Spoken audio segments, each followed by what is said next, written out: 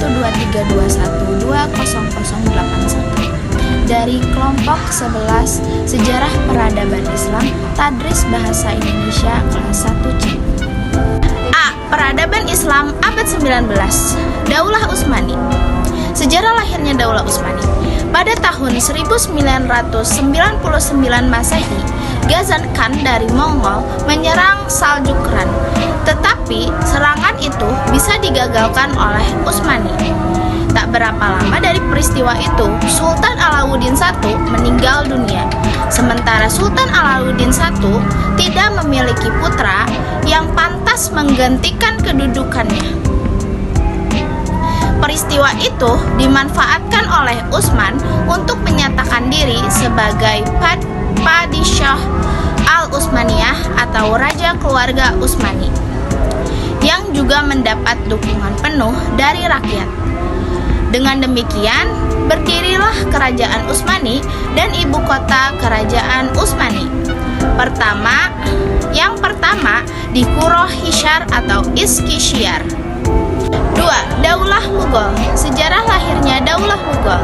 Perjalanan panjang untuk membentuk sebuah imperium India Muslim dimulai dari Kesultanan Delhi. Daulah Mughal bukanlah daulah pertama di India. Sebelumnya sudah berdiri kekuasaan Islam, namun belum menemukan kejayaannya. Jadi, Daulah Mughal bisa dikatakan sebagai penerus Kesultanan Delhi yang sudah berdiri terlebih dahulu. Daulah Mughal dirintis oleh Jahiruddin Muhammad Babur. Ia adalah salah satu cucu dari Timur Leng. Ayahnya adalah Umar Mirza, yaitu penguasa Fargana. Kepemimpinan Babur sudah diwariskan oleh ayahnya pada saat Babur masih berusia 11 tahun. Ia punya ambisi kuat untuk menguasai Samarkand, yaitu kota terpenting di Asia Tengah pada saat itu. Daulah Mughal telah memberi warna baru bagi peradaban orang-orang India yang sebelumnya identik dengan agama Hindu. Walaupun Babur, pendiri Mughal, bukanlah asli orang India, tapi dia adalah peletak peradaban Islam yang baru di India. Baiklah, di sini saya akan menjelaskan tentang gerakan pembaharuan dalam Islam. Berikut adalah tokoh-tokoh pembaharuan dalam Islam. Yang pertama ada Ali Fasa, di mana Muhammad Ali Fasa ini lahir pada bulan Januari 1765 di Kawala, Albani, Yunani, dekat pantai Macedonia, dan meninggal di Mesir pada tahun 1849. Negeri ini telah menjadi bagian Daulah Utsmani sejak ditaklukkannya oleh Sultan Muhammad II Al-Fatih pada tahun 857 Hijriah atau 1453 Masehi, dan baru dapat melepaskan diri dari kekuasaan Istanbul pada tahun 1245 atau 1892 Masehi. Ayah Muhammad Ali Fasa bernama Ibrahim Aga, seorang migran Turki kelahiran Yunani. Sejak kecil, Muhammad Ali Fasa memiliki keterampilan dan kecerdasan luar biasa.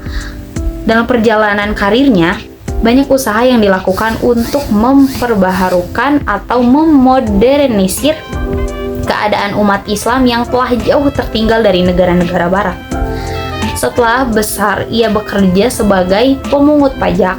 Karena kecakapannya dalam berbicara, kini ia menjadi kesayangan gubernur Daulah Utsmani setempat. Pada saat itu, akhirnya ia diangkat sebagai menantu oleh gubernur tersebut, dan mulai dari waktu itu karirnya semakin meningkat. Muhammad Ali Fasa diangkat menjadi menantu gubernur Utsmani di tempatnya bekerja. Setelah masuk dalam dinas militer, ia juga menunjukkan kecakapannya dan kesanggupannya sehingga pangkatnya cepat naik menjadi perwira. Ketika pergi ke Mesir, ia mempunyai kedudukan wakil perwira yang memimpin pasukan yang dikirim dari daerahnya. Hebat sekali Muhammad Ali Fasa ini ya. Setelah tentara Prancis keluar dari Mesir pada tahun 1801, Muhammad Ali Pasha turut memainkan peran penting dalam dunia politik. Kemudian, Muhammad Ali Pasha mewariskan peninggalan yang megah di perbukitan Jabal Muqattam dengan mengerahkan desainer Yunani bernama Yusuf Bushak. Akhirnya berhasil membuat masjid indah sekali dengan corak menara Turki yang berwarna putih perak. Masjid tersebut terbuat dari bahan marmer yang menawan. Penduduk Mesir menamainya dengan sebutan Masjid Alabaster. Muhammad Ali Pasha meninggal dunia pada tahun 1849 Masehi di Alexandria. Kemudian jenazahnya dimakamkan di komplek Masjid Alabaster, yaitu masjid yang ia bangun sebelumnya atau sekarang menjadi peninggalan beliau. Yang kedua, tokoh yang sangat berpengaruh itu adalah Jamaluddin Al-Afghani. Ia dilahirkan di Asadabad dekat Nakar di distrik Kabul, Afghanistan pada tahun 1838 Masehi. Al-Afghani menghabiskan masa kecilnya di Afghanistan, namun banyak berjuang di Mesir, India, bahkan Prancis. Dalam usia 18 tahun, Al-Afghani tidak hanya menguasai ilmu keagamaan, tetapi juga mendalami filsafat, hukum, sejarah, metafisika, kedokteran, sains, astronomi, dan astrologi. Wow, hebat sekali ya. Kemudian, Jamaluddin Al-Afghani adalah salah seorang pemimpin pergerakan Islam pada akhir abad ke-9. Ayah Afghani adalah Sayyid San, dikenal dengan gelar Sodar Al-Husaini. Ayahnya tergolong bangsawan terhormat dan mempunyai hubungan nasab dengan Husain ibnu Ali radhiyallahu anhu dari pihak Ali At-Tirmizi, seorang pewaris perawi hadis. Oleh karena itu, pada nama depan Jamaluddin Al-Afghani diberi nama Sayyid. Al-Afghani melanjutkan belajar ke India selama 1 tahun. Di India, Afghani menekuni sejumlah ilmu pengetahuan melalui metode modern. Didorong keyakinannya, Al-Afghani melanglang buana ke berbagai negara. Dari India, Al-Afghani melanjutkan perjalanannya ke Mekah untuk menunaikan ibadah haji. Sepulangnya, Kabul, Al-Afghani diminta penguasa Afghanistan, Pangeran Dost Muhammad Khan pada saat itu untuk membantunya. Pada tahun 1864, Al-Afghani diangkat menjadi penasehat Sir Ali Khan dan beberapa tahun kemudian diangkat menjadi Perdana Menteri oleh Muhammad Azam Khan. Namun, karena campur tangan Inggris, Al-Afghani akhirnya meninggalkan Kabul ke Mekah. Inggris menilai Al-Afghani sebagai tokoh berbahaya dengan ide-ide pembaharuannya. Oleh karenanya, pihak Inggris terus mengawasinya. Ketiga, ada Muhammad Abduh. Muhammad Abduh lahir di pedusunan Delta Nil, Mesir pada tahun 1849. Keluarganya terkenal berpegang teguh kepada ilmu dan agama. Dalam usia 12 tahun, Muhammad Abduh telah menghafal Al-Quran. Kemudian, pada usia 13 tahun, ia dibawa ke Tanta untuk belajar di Masjid Al-Hamdi. Masjid ini sering disebut Masjid Syekh Ahmad, yang kedudukannya dianggap sebagai level kedua setelah Al-Azhar. Di masjid ini, Muhammad Abduh menghafal dan belajar Al-Quran selama 2 tahun. Pada saat Muhammad Abduh berumur 16 tahun, tepatnya pada tahun 1865, Muhammad Abduh menikah dan bekerja sebagai petani. Namun, hal itu hanya berlangsung selama 40 hari, karena kemudian ia pergi ke Tanta untuk belajar kembali. Pamannya, seorang syekh, guru atau guru virtual, Darwishi Khadar, seorang ulama sufi dari Torekat Syadzili, telah membangkitkan kembali semangat belajar dan antusiasme Abduh terhadap ilmu dan agama. Syekh ini mengajarkan kepadanya disiplin, etika, dan moral serta praktek kezuhudan torekatnya. Meski Muhammad Abduh tidak lama bersama Syekh Darwishi, sepanjang hidupnya Muhammad Abduh tetap tertarik kepada kehidupan rohaniah tasawuf. Namun kemudian dia jadi kritis terhadap banyak bentuk lahiriah dan ajaran tasawuf. Dan karena kemudian dia memasuki kehidupan Jamaluddin Al-Afghani yang karismatis itu. Kemudian ada Muhammad Rashid Ridho. Muhammad Rashid Ridho lahir di Qalamun, Lebanon dekat dengan Tripoli, Suriah pada 27 Jumadil Ula 1282 Hijriah. Nama lengkapnya adalah Muhammad Rashid bin Ali Ridho bin Syamsuddin bin Bahauddin Al-Qalamuni Al-Husaini. Ia dilahirkan dan dibesarkan di lingkungan keluarga terhormat dan taat beragama. Rashid Ridho memulai pendidikan dengan membaca Al-Quran, menulis, dan berhitung di kampungnya, Qalamun, Suriah. Muhammad Rashid Ridho masuk ke Madrasah Ar-Rasyidiyah, yaitu sekolah milik pemerintah di Tripoli untuk belajar ilmu bumi, ilmu berhitung, ilmu bahasa, ilmu nahwu, dan sorof.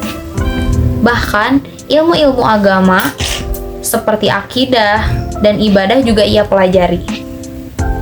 Ketika berumur 18 tahun, Ridho kembali melanjutkan studinya dan sekolah di pilihannya yaitu di Madrasah Al-Wataniyah Al-Islamiyah yang didirikan Syekh Hussein Al-Jisr. Syekh Hussein Al-Jisr dikenal sebagai seorang yang sangat berjasa dalam menumbuh kembangkan semangat ilmiah dan ide pembaharuan dalam diri Rashid Ridho di kemudian hari. Di antara pikiran-pikiran gurunya yang sangat mempengaruhi ide pembaharuan Rashid Ridho adalah satu-satunya jalan yang harus ditempuh umat Islam untuk mencapai kemajuan adalah memadukan pendidikan agama dan pendidikan umum. Nah, Rashid Ridho juga seorang pengikut Torekat Naksabandiyah. Berdasarkan pengalamannya di dunia Torekat, ia menyimpulkan bahwa ajaran-ajaran Torekat yang berlebihan dalam cara beribadah dan pengkultusan seorang guru membuat seseorang mempunyai sikap statis dan pasif. Rashid Ridho meninggal di Mesir pada 22 Agustus 1935 Masehi atau 1354 Hijriah. Kemudian dimakamkan di Kairo, Mesir, bersebelahan dengan makam gurunya Muhammad Abduh. Tahun 1866, Muhammad Abduh meninggalkan istri dan keluarganya menuju Kairo untuk belajar di Al-Azhar. 3 tahun setelah Muhammad Abduh di Al-Azhar, Jamaluddin Al-Afghani datang ke Mesir.